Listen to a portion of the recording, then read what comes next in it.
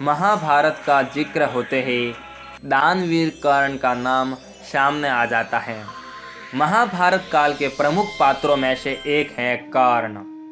कर्ण के किस्से आज भी लोगों की जुबान पर चढ़े हुए हैं। कर्ण माता कुंती और सूर्य के अंश से जन्मे थे।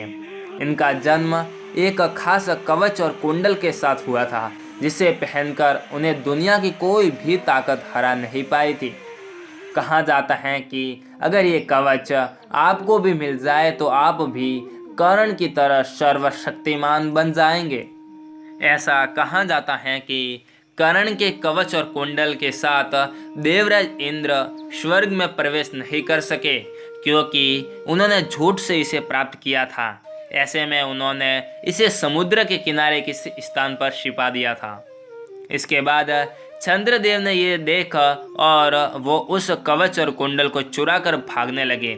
तब समुद्र देव ने उन्हें रोक लिया और इसी दिन से सूर्य देव और समुद्र देव दोनों मिलकर उस कवच और कुंडल की सुरक्षा करते हैं।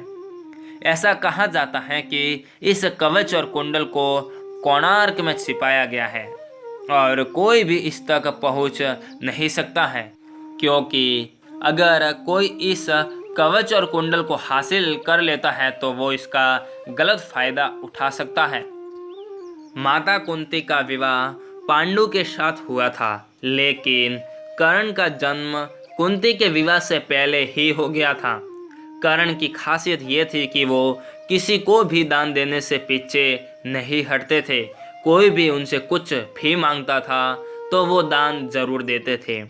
महाभारत के युद्ध में यही आदत उनके वध की वजह बनी। महाभारत युद्ध के दौरान यह बात पांडवों को नुकसान पहुंचा सकती थी।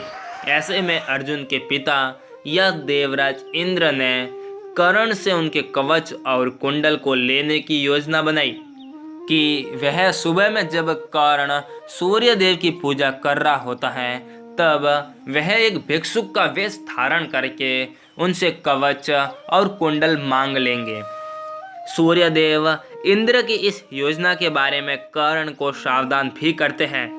इसके बावजूद कर्ण अपने वचनों से पीछे नहीं हटते हैं। बता दें कि कर्ण की इस दान प्रियता से खुश होकर इंद्र ने उन्हें कुछ मांगने को कहते हैं, लेकिन कर्ण ये कहकर मना कर देते हैं कि दान देने के बाद कुछ मांग लेना दान की गरिमा के विरुद्ध है। तब देवराज इंद्र कर्ण को अपना शक्तिशाली अस्त्र वासवी शक्ति प्रदान करते हैं, जिसका प्रयोग वह केवल एक बार ही कर सकते थे।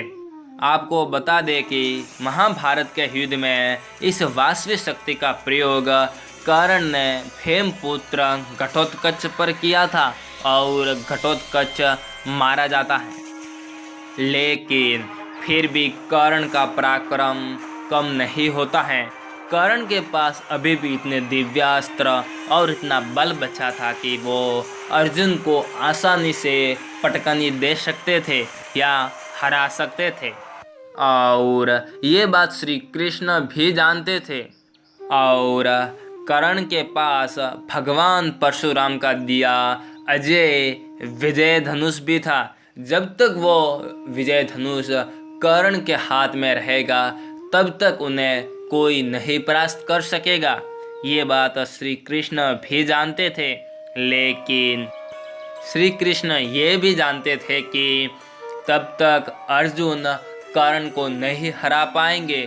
और उसी समय कर्ण के रथ का पहिया जमीन में धंस जाता है और वो अपना विजय धनुष अपने रथ पर ही छोड़कर उस पहिए को निकालने लगते हैं। उसी वक्त श्री कृष्ण के इशारे पर अर्जुन कर्ण का वध कर देते हैं। बस आज के लिए इतना ही। अगर आपको वीडियो पसंद आई हो तो प्लीज़ लाइक शेयर और कमेंट ज़रूर करें। धन्यवाद।